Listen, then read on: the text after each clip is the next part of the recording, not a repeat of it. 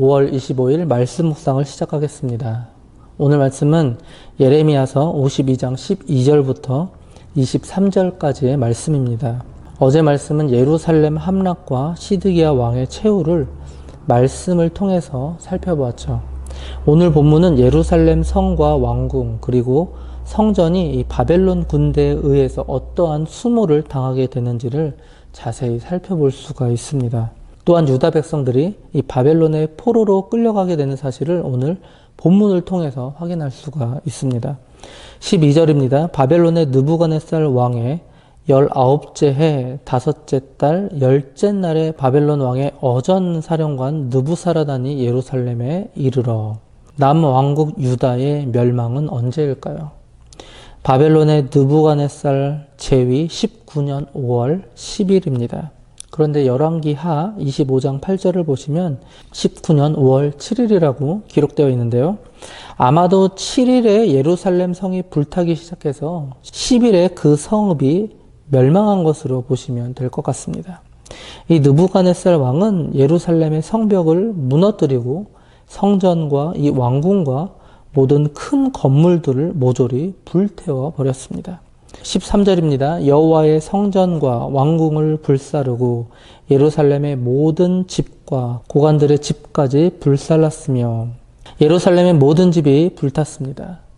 당시 예루살렘은 이처럼 철저하게 파괴되었습니다. 그런데 이러한 예루살렘의 멸망은 이미 하나님께서 그들에게 경고한 바가 있었습니다. 하나님께서는 유다의 이 폐역에 대하여 그들에게 내리실 재앙에 대해 여러 차례 경고를 하였죠. 그런데 그들은 이 말씀을 모두 무시해 버렸습니다. 14절입니다. 사령관을 따르는 갈대아 사람의 모든 군대가 예루살렘 사면 성벽을 헐었더라. 예루살렘 성벽의 사면이 모두 헐렸습니다. 이처럼 예루살렘 성이 철저하게 파괴되었습니다. 하나님께서는 이 모든 계획을 이미 세워두셨죠. 예레미야가 태어나기도 전에 그에게 이 모든 임무를 맡기셨습니다. 예레미야서 1장은 이렇게 시작합니다. 혹시 기억하시나요? 오늘 본문은 예레미야 52장 결론 부분이죠. 그런데 예레미야 1장은 이렇게 시작합니다. 예레미야 1장 5절과 10절을 보시면 내가 너를 모태에 짓기 전에 너를 알았고 내가 배에서 나오기 전에 너를 성별하였고 너를 여러 나라의 선지자로 세웠노라 하시기로 보라 내가 오늘 너를 여러 나라와 여러 왕국 위에 세워 내가 그것들을 뽑고 파괴하며 파멸하고 넘어뜨리며 건설하고 심게 하였느니라 하시니라. 그리고 하나님은 끝내 이 이스라엘을 헐어버리셨습니다. 15절입니다. 사령관 느부사라단이 백성 중 가난한 자와 성중에 남아있는 백성과 바벨론 왕에게 항복한 자와 무리의 남은 자를 사로잡아 갔고 그리고 바벨론은 유다의 이 백성들을 포로로 사로잡아 갔습니다. 아마도 남아있는 자들의 이 반란을 미연에 방지하고자 했던 것 같아요. 유다의 지도층뿐만 아니라 심지어 가난한 백성까지 상당수 잡아갔습니다. 무리의 남은 자, 무리로 번역된 히브리어가 바로 아몬인데요. 군중, 무리 등의 뜻을 가지고 있습니다. 그런데 공교한 기술자라는 뜻도 있죠. 아마도 바벨론은 유다 백성들 중 특별한 기술을 지닌 자들을 선별하여서 특히 그들을 선별하여서 사로잡아 갔던 것 같습니다. 16절입니다. 가난한 백성은 남겨두어 포도원을 관리하는 자와 농부가 되게 하였더라. 여기서 가난한 백성이란 아무것도 갖지 못한 가난한 사람들을 뜻합니다. 이미 느부갓네살 왕은 반란을 일으킬 소지가 있는 상류층 인사들을 모두 바벨론으로 끌고 갔습니다. 정치적으로 무력화시킬 만한 충분한 포로들을 이미 확보했기 때문에 더 이상의 사람들은 필요 없던 것이죠. 그래서 이제는 힘없고 가난한 자들만 유다 땅에 남겨두고 그들로 농사를 짓게 한 것이죠. 농사를 지어서 너희들 잘 먹고 잘 살아라 이러면 좋겠지만 이 사실도 유다 땅에서 나는 모든 소산물을 빼앗아가기 위한 것이었습니다. 27절입니다. 갈대아 사람은 또 여호와의 성전의 두 놋기둥과 받침들과 여호와의 성전의 놋대야를 깨뜨려 그 놋을 바벨론으로 가져갔고, 바벨론은 이미 제2차 유다 침공 때 유다의 은, 금, 보물들을 모두 가져간 상태였습니다. 그런데 이제는 금속으로 된 나머지 것들조차 모두 다 가져가 버리죠. 이 역시 이사야 20장 6절과 예레미야 27장에 이미 예언된 바 있습니다. 두 놋기둥, 이것은 예루살렘 성전 현관 앞에 세워졌던 히람이 만든 두 개의 기둥을 말합니다. 하나는 야긴이고요. 나머지 하나는 보아스입니다. 받침들, 물두멍의 받침들을 말하는데요. 이것들은 사자와 황소의 그룹 문양으로 장식이 되어 있죠. 놋바다, 이것은 제사장이 제사를 집전하기에 앞서 몸을 씻는 데 필요한 물을 담아 두었던 일종의 엄청나게 큰 대야를 말합니다. 이 대야가 얼마나 컸냐면 무려 이 물을 4만 리터, 4리터가 아니고요. 4만 리터 정도의 물을 담을 수 있는 엄청난 그런 크기의 대야였습니다. 그렇기 때문에 거기에 들어간 이 놋의 양 또한 엄청나게 많았을 것입니다. 뿐만 아니라 이 바벨론은 참 알뜰하게도 값어치가 될 만한 것들은 모두 다 가져가 버리는데요. 18절과 19절을 보시면 가마들과 부삽들과 부집게들과 주발들과 숟가락들과 섬길 때에 쓰는 모든 놋그릇을 다 가져갔고, 사령관은 잔들과 화로들과 주발들과 솥들과 촛대들과 숟가락들과 바리들, 곧 금으로 만든 물건의 금과 은으로 만든 물건의 은을 가져갔더라. 바벨론 군사들은 이 번제단에 재를 담는 이 가마를 비롯하여서 촛대와 숟가락 등 쓸만한 성전 기구들마저 모두 다 가져가 버립니다. 하나님께서는 율법을 통해서 이스라엘 백성들에게 이러한 성물을 함부로 만지지 말라고 하셨습니다. 민수기 4장 15절을 보시면 진영을 떠날 때 아론과 그의 아들들이 성소와 성소의 모든 기구 덮는 일을 마치거든 고앗 자손들이 와서 맬 것이니라. 그러나 성물은 만지지 말라. 그들이 죽으리라. 회막 물건 중에서 이것들은 고앗 자손이 맬 것이며. 이 성전의 물건들은 누구만 만질 수 있었냐? 바로 제사장들만 만질 수 있었죠.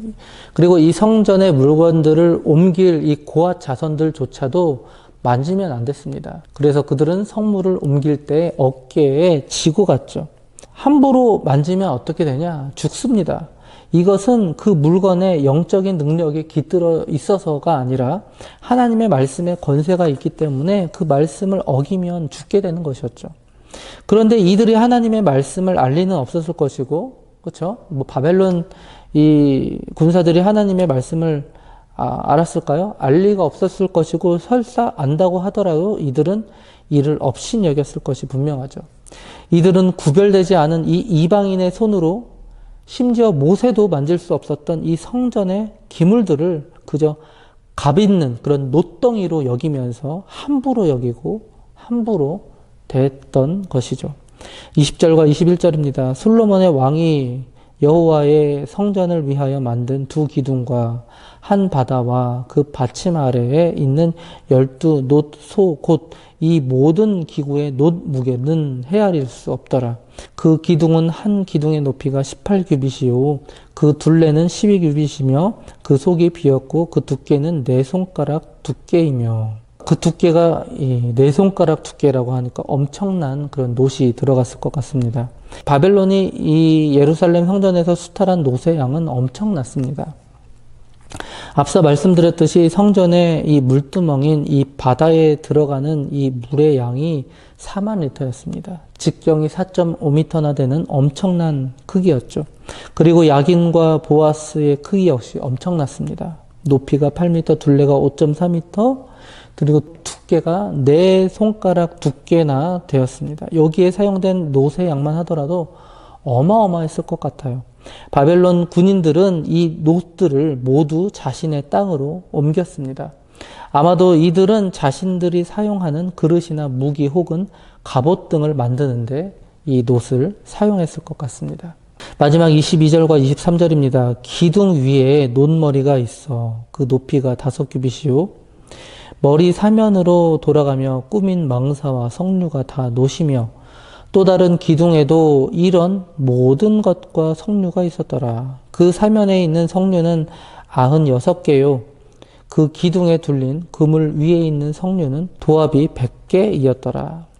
하나님의 성전은 거룩한 하나님께 예배드리는 장소였습니다. 이곳에 있는 성물들은 저마다 이처럼 아름답게 장식되어 있었습니다. 그런데 이곳이 우상을 섬기는 이방인들에게 짓밟힘을 당하게 되어버린 것이죠. 하나님은 왜 이방인들에게 이런 일들을 허용하셨을까요? 왜 하나님의 성전을 그들이 짓밟을 수 있도록 허용하신 것일까요? 사실 하나님의 성전은 이 바벨론 군인들에 의해서 짓밟힌 것이 아니라 이미 유다 백성들과 종교 지도자들에 의해서 짓밟혀 왔던 것입니다. 그의 유다 왕들은 심지어 성전 마당에서 1월 성신을 섬기며 우상 숭배를 하였습니다. 하나님께 예배드려야 할 그곳에서 그들은 우상을 숭배했습니다. 그곳은 하나님께서 계셔야 비로소 하나님의 성전이 될 수 있었습니다. 그러나 정작 그곳에는 하나님께서 계시지 않았습니다. 그곳은 하나님의 성전이 아니라 그저 인간의 눈에 보기에 좋은 좀 멋진 건물에 불과했던 것이죠. 하나님께서는 바벨론 백성들이 그 성전을 허무는 것보다도 그 이전에 이 유다 백성들이 그곳에서 우상 숭배를 하는 그 모습에 더 치를 떠셨습니다. 사랑하는 성도 여러분, 우리가 바로 하나님의 성전입니다. 성령 하나님께서 내주하시는 하나님의 성전입니다. 이 성전에서 우리는 오직 하나님만을 예배하며 경배해야 할 줄로 믿습니다. 만약에 우리가 이 성전을 입은 채로 돈을 섬기고 육신의 쾌락을 즐기고 유다처럼 온갖 우상 숭배를 벌인다면 하나님께서는 또다시 통곡하시며 가슴 아파하실 것입니다.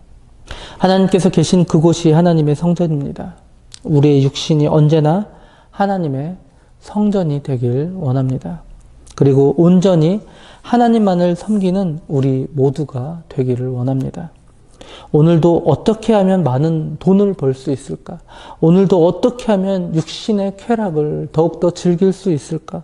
이런 고민으로 하루하루를 보내는 것이 아니라 내 안에 내주하신 하나님을 어떻게 하면 좀 더 기쁘게 할 수 있을까를 고민하며 오늘 하루를 그렇게 살아가시는 저와 장자 가족들 되시기 바랍니다.